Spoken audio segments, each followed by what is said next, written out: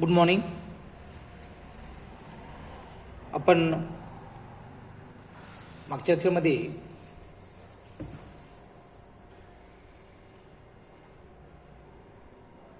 आर्थिक भूगोलाचे जे काही ब्रँचेस आहेत त्याच्या अनुषंगाने आपण मागच्या लेक्चरमध्ये प्रकरण पहिलं संपलेलं आहे. आज नवीन लेक्चर आपलं प्रकरण सुरू होणार आहे ॲग्रिकल्चर, कृषी. या कृषीच्या अनुषंगाने आपण आजच्या लेक्चरमध्ये थोडं आपण चर्चा करणार आहोत. कृषी म्हणजे नांगरणे, यापासून कृषी हा शब्द निर्माण झाला. आणि कृषी याचा अर्थ फक्त जमीन नांगरणे आणि तीत पिके घेणे यापुरता मर्यादित नाही, त्याचा व्यापक असा अर्थ निघतो, ज्यामध्ये मानवाला आपल्या अन्न, वस्त्र, निवारा या गरजा भागवण्यासाठी वनस्पतीकडे जावं लागते, प्राण्यापासून मिळवावं लागते. वनस्पती आणि प्राण्यांच्या सुधारणा आणि वाढ या मानवा स्वतः फायद्यासाठी ज्यांच्यापासून विविध उत्पादने घेतात व त्या प्रक्रिया समावेश शेतीमध्ये होतो. पिके आणि प्राणीज उत्पादन प्रक्रिया यांचे वितरण, उपभोगिता यांचा स्वतंत्रपणे अभ्यास करणाऱ्या शास्त्राला आपण कृषी शास्त्र असं म्हणतो.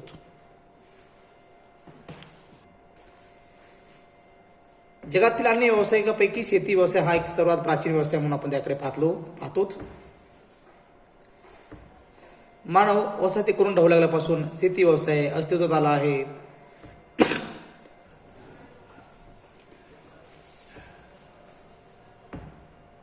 आणि शेतीचा उगम झालेला आहे.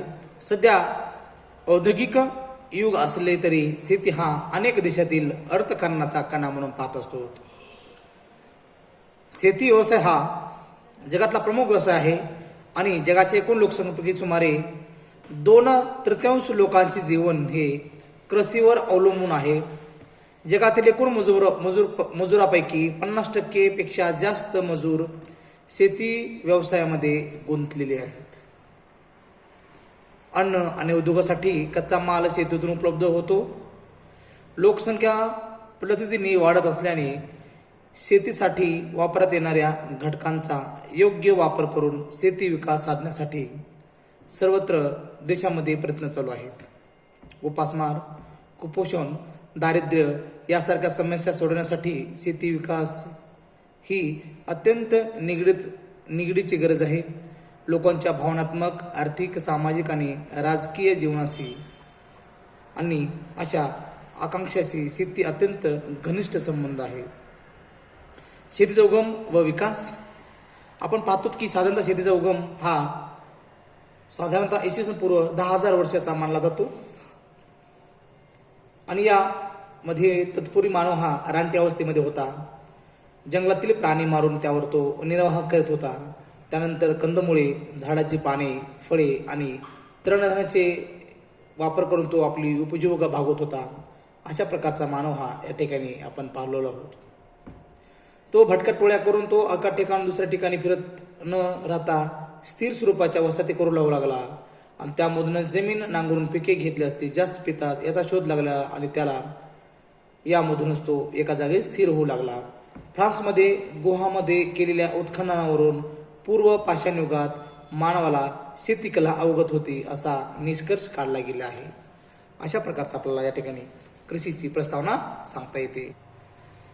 शेतीच्या उत्पादनावर परिणाम करणारे जे काही घटक आहेत ते घटक आपण निरनिराळ्या घटकावरती शेती अवलंबून असते ते आपण खालीलप्रमाणे पाहणार आहोत.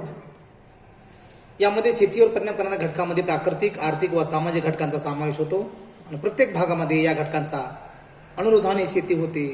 या घटकास सोडून कुठेही शेती होत नाही. यापैकी प्राकृतिक घटक फार महत्त्वाचे आहेत, कारण या घटकांचा शेतीवर सर्वात जास्त परिणाम होतो. प्राकृतिक घटकामध्ये भूरचना, हवामान व जमीन हे 3 घटक अत्यंत महत्त्वाचे घटक आहेत. प्राकृतिक रचना याचा विचार करताना जगात सर्वत्र एकाच प्रकारची भूरचना आढळत नाही. जगाच्या काही भागामध्ये मैदाने आहेत, काही भागामध्ये पठारे आहेत, तर काही भागामध्ये पर्वतीय प्रदेश आपल्याला पाहावयास मिळतात. शेतीच्या दृष्टीने मैदानी प्रदेश सर्वात अनुकूल समजला जातो. म्हणून जगातील मैदानी प्रदेशामध्ये शेतीचा सर्वात अधिक विकास झालेला आपल्याला पाहायला मिळतो. उदाहरणामध्ये उत्तर भारताचे मैदानी प्रदेश, चीनचे पूर्वेकडील मैदान, अमेरिकेतील प्रेरीजचे मैदान इत्यादी, अर्थात सर्वत्र मैदानाचा शेतीचा विकास झालेला आपल्याला सांगता येतो.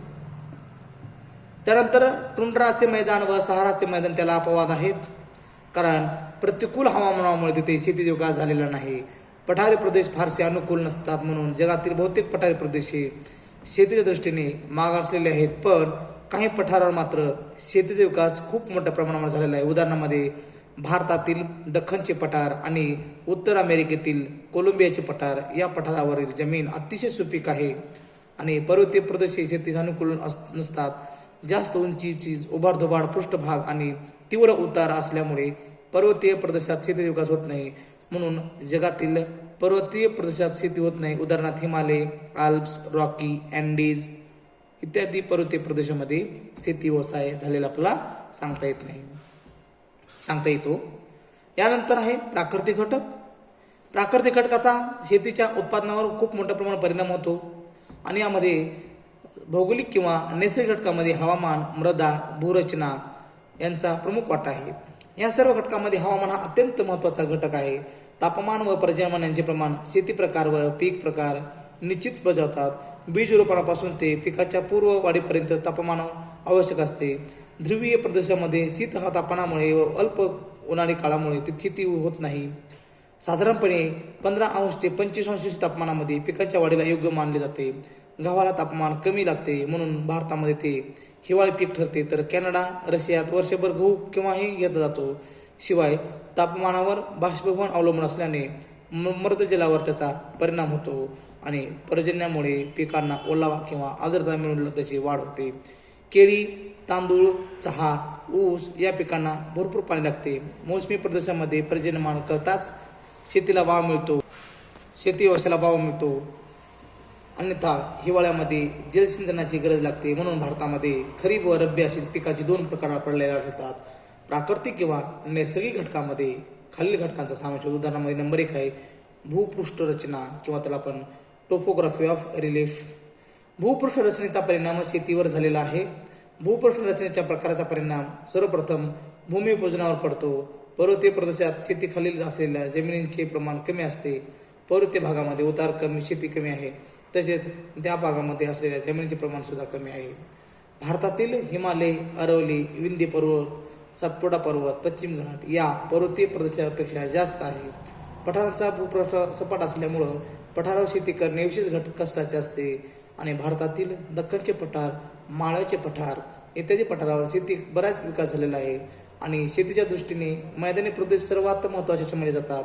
सपाट पृष्ठभाग, सौम्य उतार, मऊ व सुपीक जमीन आणि सुबकता यामुळे मैदानामध्ये शेतीची सर्वात अधिक प्रगती होते. त्यामुळे भारतातील गंगा सतलज नदीच्या मैदानी प्रदेश, पूर्व पश्चिम किनारपट्टीच्या मैदानी प्रदेश हा मध्ये सर्वात प्रगतशील असा शेती विकास झालेला आपल्याला सांगता येते. अशा प्रकारामुळे भूप्रश्नामुळे शेतीचा एकूण आराखडा तयार झालेला आपल्याला सांगता येतो.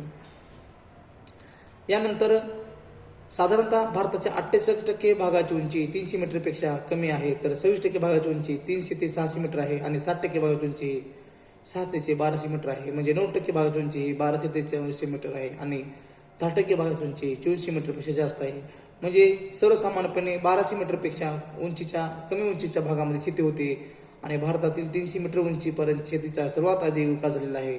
भारतात काही भाग उंच आणि काही भाग मध्यम उंच आणि काही भाग कमी उंचीचा आहे. या भागात शेती कमी अधिक विकास झालेला आहे. भूपृष्ठ या घटकामुळे खालील 3 विभाग पडतामध्ये नंबर 1 आहे उंच पर्वत 1200 ते 2400 मीटर्स, पठारे 300 ते 1200 मीटर्स आणि मैदान 150 ते 300 मीटर्स. अशा प्रकारचे 3 प्रकारामध्ये आपण केलं जातं. नंबर 2 त्यामध्ये नंबर 1 आहे उंच पर्वत आपण म्हणतो त्याला. याची उंची साधारणतः 1200 ते 2400 मीटर असते. यामध्ये काही प्रमाणामध्ये या उंच पर्वतामध्ये या भागामध्ये शेती होते. उंच पर्वत भागामध्ये शेती होते. काही ठिकाणी 2400 मीटर उंचीपर्यंत शेती होते. या पलीकडे मात्र शेती होत नाही. भारतातील आरिवरी पर्वत, विंध्य पर्वत, सातपुडा पर्वत, पश्चिम घाट, अजिंठा, बालाघाट, निलगिरी इत्यादी पर्वतीय भागामध्ये शेतीवर अधिक विकास झालेला नाही. तीच स्थिती भारतीय द्वीपकल्पाच्या ईशान्य भागामध्ये असलेल्या राजमहल टेकड्या, बिहार, किरापट टेकड्या, ओरिसा या राज्यामध्ये सुद्धा याच प्रमाणे विकास झालेला आपल्याला सांगता येत नाही. त्यानंतर मध्य प्रदेशातील बस्तर टेकड्यांचाही भाग आहे. आसाममधील गारो, खासी, जैतिया, नागा इत्यादी टेकड्यांचाही भागातही शेती विकास झालेला नाही.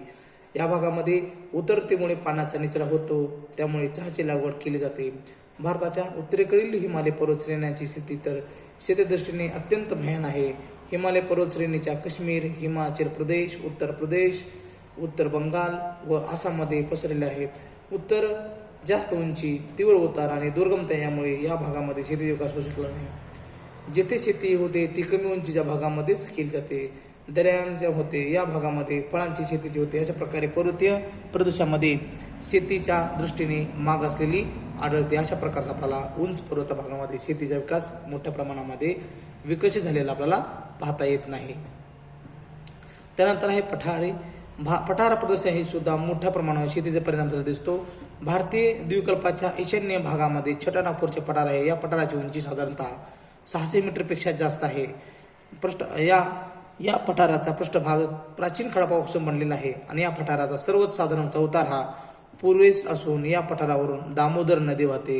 या पठारावरील दामोदर नदी खोऱ्यामध्ये भागामध्ये शेती उपयुक्त आहे. नर्मदा नदीच्या दक्षिणेस असलेले दख्खनचे पठार उंच सखल असून शेतीच्या दृष्टीने सुपीक असून शेती विकास मोठ्या प्रमाणामध्ये झालेला दिसतो. आणि हे पठार कापसाच्या पिकासाठी जगप्रसिद्ध आहे. भारतातील द्वीपकल्पातून वाहणाऱ्या महानदी गोदावरी, कृष्णा व कावेरी या नद्यांची खोरी शेतीसाठी उपयुक्त आहेत आणि या नद्यांच्या खोऱ्यात शेतीचा विकास विपुल प्रमाणामध्ये झालेला आहे. अशा प्रकारे भारतातील पठारे जसे सुपीक जमीन व सपाट पोपट आहेत तेथे शेतीचा विकास झालेला आपल्याला पाहू. अनेक ठिकाणी पठारावर जिथे पर्वत, डोंगर व टेकड्या आहेत तेथे शेतीचा विकास फारसा झालेला नाही. फक्त पर्वताच्या दरम्यान असलेल्या नद्यांच्या खोऱ्यामध्येच शेती विकास झालेला आपल्याला सांगता येतो. त्यानंतर आहे मैदानी प्रदेश हा नद्यांनी आणि त्यांच्या उपनद्यांनी होऊन आणलेल्या गाळापासून बनलेले आहेत. उदाहरणामध्ये गंगा, ब्रह्मपुत्र नदीचे मैदान भारताचा बराचसा मोठा भाग मैदानाने व्यापलेला आहे आणि या मैदानामध्ये उत्तर भारताच्या मैदानाचा आणि पश्चिम पूर्व किनारपट्टीच्या मैदानाचा समावेश होतो. यापैकी उत्तर भारताच्या मैदानाचे क्षेत्रफळ सुमारे फार मोठे आहे. या मैदानाची लांबी 3500 किलोमीटर, रुंदी 1,500 किलोमीटर आहे आणि या मैदानाचे क्षेत्रफळ 7,70,000 चौरस किलोमीटर आहे. भारतातील मैदानाची सर्वसाधारण उंची ही 150 ते 300 मीटर्स आहे आणि किनारपट्टी मैदाने फारच कमी उंचीचे आहेत. उत्तरेकडील मैदानाचा सरासरी उतार हा 1 किलोमीटरला 8 सेंटीमीटर इतका आहे, ज्यामध्ये सिंधू, गंगा, ब्रह्मपुत्र आणि त्यांच्या उपनद्यांनी वाहून आणलेल्या गाळापासून ही मैदानाची निर्मिती झालेली आहे. या मैदानामध्ये शेकडो मीटर जाडीचा गाळाचा थर आढळतो. काही ठिकाणी तर गाळाची खोली ही 4,000 मीटरपर्यंत खोल आहे. अशा मैदानाप्रकारे उत्तर भारताचे मैदान गाळापासून बनलेले आहे, त्यामुळे अत्यंत सुपीक पिके या ठिकाणी आपण घेत असतो. या मैदानामध्ये दरवर्षी नवीन गाळ साथ असल्याने जमिनीस खतांचा पुरवठा सुद्धा करावा लागत नाही. अशा प्रकारचा हा उत्तर भारतीय मैदान प्रदेशामध्ये खूप मोठ्या प्रमाणामध्ये पिकाचं लागवड घेता येते. त्यानंतर शेतीच्या दृष्टीने हा अतिशय पीक महत्त्वाचा आहे. सतलज गंगा नदीचे मैदानी प्रदेश हा या ठिकाणी सुद्धा खूप मोठ्या प्रमाणामध्ये पाण्याचा पुरवठा या ठिकाणी होत असतो. अशा प्रकारे हा मैदानी प्रदेशामध्ये शेतीचा विकास झालेला सांगता येतो. त्यानंतर आहे नंबर 2 हवामानाचा परिणाम सुद्धा कृषीवर झालेला पाहावयास मिळतो. प्राकृतिक घटकामध्ये हवामान हा अत्यंत महत्त्वाचा घटक समजला जातो. हवामान, तापमान, पर्जन्य या गोष्टी समावेश होतो. हवामान, भूपृष्ठ रचना, जमीन, वनस्पती, रोग इत्यादी घटक महत्त्वाचे आहेत. या प्रत्येक घटकांची तीव्रता स्थळ काळानुसार बदलत असते, म्हणून शेतीवरती या हवामानाचा परिणाम झालेला पाहावयास मिळतो. तापमान आणि पर्जन्य या दोन गोष्टी जर अनुकूल असतील तर शेतीचा विकास खूप मोठ्या प्रमाणामध्ये झालेला असतो व पुरेसे तापमान असेल तर ते पिकाच्या वाढीसाठी आवश्यक असते. भूमध्यसागरी हवामानाचे प्रदेश व युरोपियन हवामानाच्या प्रदेशामध्ये तापमान आणि पर्जन्य गोष्टी अनुकूल असल्याने या प्रदेशामध्ये शेतीचा विकास खूप मोठ्या प्रमाणात झालेला दिसून येतो. या उलट विषुवतीय व वाळवंटी प्रदेश, टुंड्रा प्रदेश शेतीस अनुकूल नाहीत. अशा प्रदेशामध्ये तापमान जास्त असते आणि जास्त तापमान असल्या कारणाने त्या प्रदेशामध्ये हवामान उष्ण असते आणि स्वरूपी जास्त असते, म्हणून हे हवामान पिकांच्या वाढीसाठी फारसे योग्य समजले जात नाही. अशा प्रदेशात तापमान जास्त आणि पर्जन्यमान कमी असल्यामुळे या प्रदेशातील पिकांची वाढही होत नाही. अशा प्रकारच्या या पिकावरती हवामानाचा परिणाम होत असतो.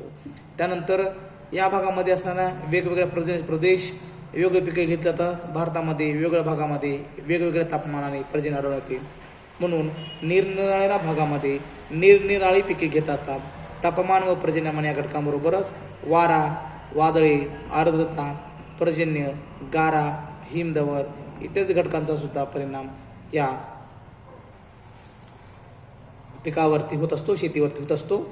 हवामानाचा परिणाम मातीवर होतो. हवामान या घटकाशिवाय आणखीन 3 घटक सुद्धा यामध्ये महत्त्वाचे. त्यामध्ये सूर्यताप, पर्जन्यमान आणि हे जे काही घटक असतील ते इतर घटक सुद्धा या हवामानावर शेतीच्या कृषीवरती खूप मोठ्या प्रमाणात परिणाम करत असतो. तिसरं आहे तो सामाजिक घटक.